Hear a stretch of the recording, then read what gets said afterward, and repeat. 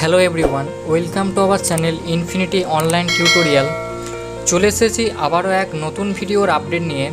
আজকের ভিডিওর বিস্তারিত আলোচনা হচ্ছে যারা পশ্চিমবঙ্গের বাসিন্দা রয়েছেন তারা কিভাবে 2002 সালের ভোটার লিস্টের তালিকা ডাউনলোড করবেন। তো সেটাই আমি আজকের ভিডিওতে বিস্তারিত আলোচনা করে আপনাদের সামনে দেখাবো। তো এর জন্য আমি একটা ব্রাউজার ওপেন করে নেব। সো আমি ক্রম ব্রাউজার ওপেন করে নিয়েছি।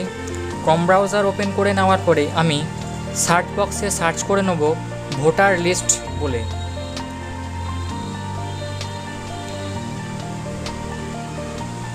ভোটার লিস্ট লিখে সার্চ করে নেওয়ার পরে আপনাদের সামনে ঠিক এরকম একটা পেজ ওপেন হয়ে যাবে। তো একেবারে প্রথমেই যে ওয়েবসাইটটা আপনারা দেখতে পাবেন, তো এই ওয়েবসাইটটায় আপনারা ক্লিক করে নেবেন।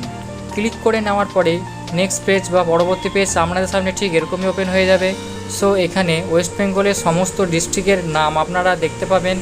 সো আপনাদের যে ডিস্ট্রিক্টটা হবে আপনারা সেই ডিস্ট্রিক্টের সিলেক্ট করে নেবেন এবং ক্লিক করে নেবেন। ক্লিক করে নেওয়ার পরেই নেক্সট পেজ ওপেন হয়ে যাবে। সো এখানে আপনারা অ্যাসেম্বলির নাম্বার এবং নাম দেখতে পাবেন।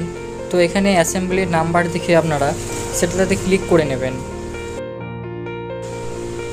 ক্লিক করে নেওয়ার পরে এই অ্যাসেম্বলির মধ্যে আপনাদের যে পোলিং স্টেশন নেমগুলো আছে এখানের মধ্যে আপনাদের পোলিং স্টেশনের নাম আপনাদেরকে দেখে নিতে হবে।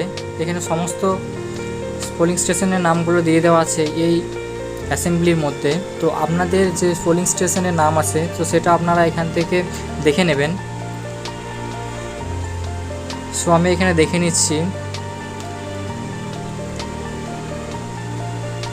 পোলিং স্টেশনের নাম পেয়ে গেলে পরে আপনারা এই ফাইনাল রোল যে অপশানটা আছে এখানে আপনারা ক্লিক করে নেবেন। ক্লিক করে নেওয়ার পরে আপনাদেরকে এখানে একটা ক্যাপচার ফিল করে নিতে হবে। সো আমি এখানে ক্যাপচারটা ফিল করে নিচ্ছি। ক্যাপচার ফিল করে নেওয়া হয়ে গেলে এই ভেরিফাই অপশানটাতে আমরা ক্লিক করে নেব।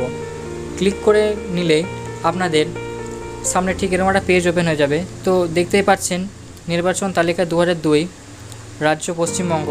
সো এভাবে আপনারা খুব সহজে নিজের ফোন বা কম্পিউটারের মাধ্যমে বাড়ি বসেই খুব সহজে 2002 সালের পশ্চিমবঙ্গের ভোটার লিস্টের তালিকা ডাউনলোড করতে পারবেন। সো আজকের ভিডিও এতটুকুই, দেখা হচ্ছে নেক্সট ভিডিওতে। ততক্ষণে ভালো থাকবেন।